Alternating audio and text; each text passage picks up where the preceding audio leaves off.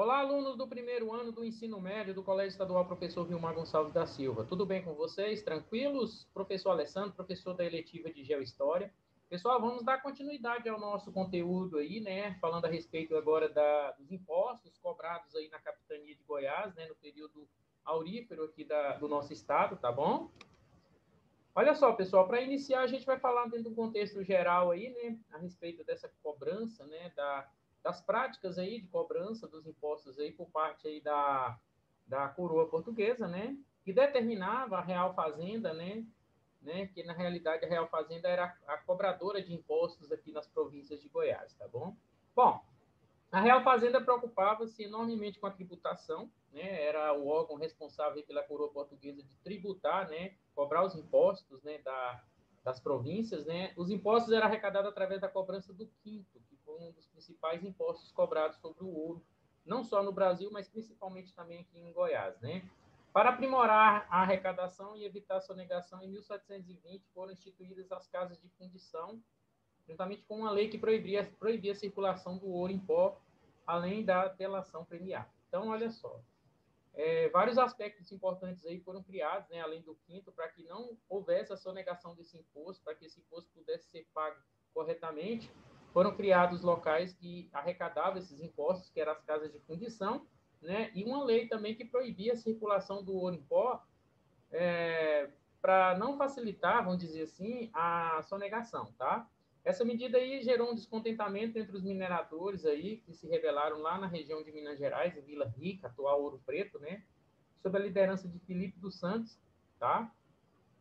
O desfecho foi sangrento, Filipe dos Santos foi enforcado e esquartejado, tá?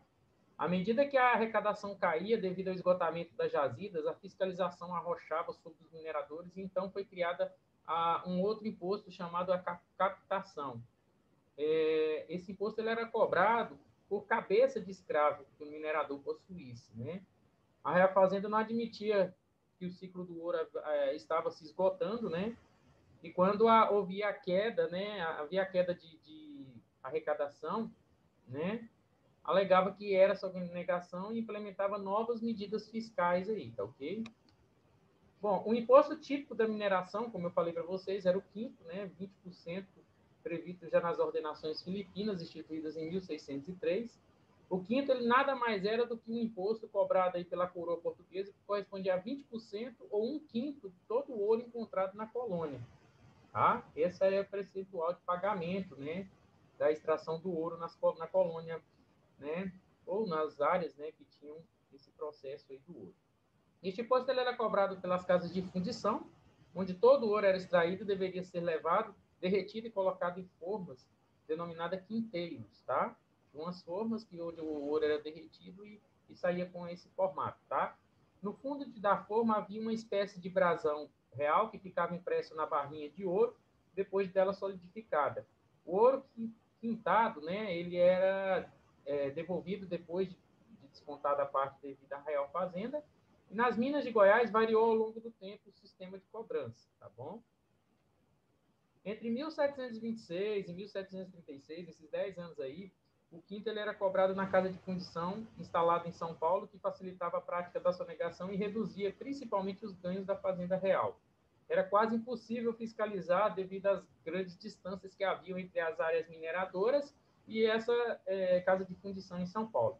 Então, para combater a sonegação e partindo da ideia que era difícil ao minerador esconder o escravo da qual o ouro era extraído, de 1736 a 1751 partiu-se para o sistema de captação, em que o imposto ele era cobrado na forma de um valor fixo, né, por cabeça de escravo, né? Então, de acordo com a quantidade de escravos aí, se você não declarasse, vamos imaginar assim, você não declarasse a quantidade de ouro da qual seria cobrado o quinto desse ouro, você era cobrado por meio da quantidade de escravos que possuía. Tá? A injustiça dessa forma de cobrança reside no fato dela considerar as diferenças de rendimento de cada escravo, em função da maior ou menor riqueza das várias minas e datas doadas aí pela coroa portuguesa. Aqui está um modelo, pessoal, um exemplo aqui de como é o formato, né, do quinto, né, como é que eram as formas, né, da qual eles derretiam o ouro e colocavam nessas formas para extrair o quinto, tá? Bom, Esse imposto de captação ele causou profundo descontentamento, principalmente aqui em Goiás, né, no norte de Goiás, né, haja vista que o valor estipulado para a região era mais alto que o cobrado dos mineradores aqui do sul de Goiás.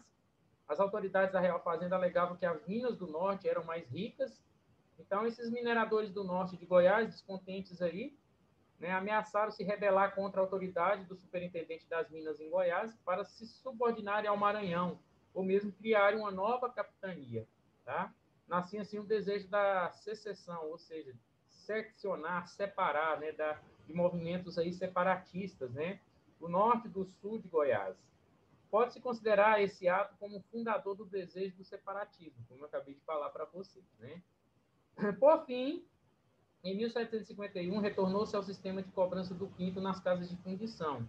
Dessa vez, houve a instalação pelo governo Dom Marcos de Noronha, né, o Conde dos Arcos, da primeira casa de fundição em Vila Boa no ano de 1752. Vila Boa, para quem não sabe, é a atual cidade de Goiás. Né? Em 1754, ao norte da capitania, em São Félix, foi instalada uma segunda casa de fundição, transferida para Cavalcante em 1796 e extinta em 1807.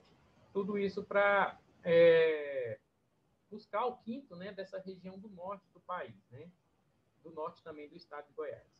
Ainda havia a cobrança dos impostos de entrada, ou seja, das estradas que percorriam, né, ou passagem por meio dos rios, cobrados nos registros de mercadorias, sobre a quantidade de mercadorias que atravessava por meio de estradas ou por meio de rios. O dízimo real sobre a produção agrícola era cobrado por contratadores particulares, né, e servia para custear as despesas administrativas. Havia ainda a CISA, que incidia sobre a venda de escravos. Tá? Você pagava impostos se você vendesse um escravo. O fórum, espécie de IPTU, havia também o subsídio literário, de 1774, implantado pelo Marquês de Pombal, para custear escolas, dentre outros. Então, a carga tributária era escorchante, o que gerava constantemente um descontentamento e revolta por parte dos mineiros ou mineradores da época. Tá? Não houve em Goiás a cobrança da finta. Tinha mais esse imposto aqui, que era aplicado apenas nas regiões de Minas Gerais, antes da instalação das primeiras casas de fundição naquela região. E nem tampouco também da derrama, que nunca chegou a sair do papel e ser aplicada nem mesmo nas minas de Minas Gerais. Tá? Bom, pessoal, era essa parte aí sobre impostos aí cobrados nas províncias, né, daqui, não só do Brasil, mas principalmente de Goiás, né, que é o foco do nosso estudo aqui, tá? Obrigado a todos pela atenção, pela participação, tá? Lembrando que essa aula está disponível, tá, no meu canal Gel Cerrado, né, meu canal no YouTube. Lembrando também que nós estamos aí prevenindo, né, e alertando sobre o risco do coronavírus, ainda estamos em pandemia, tá ok?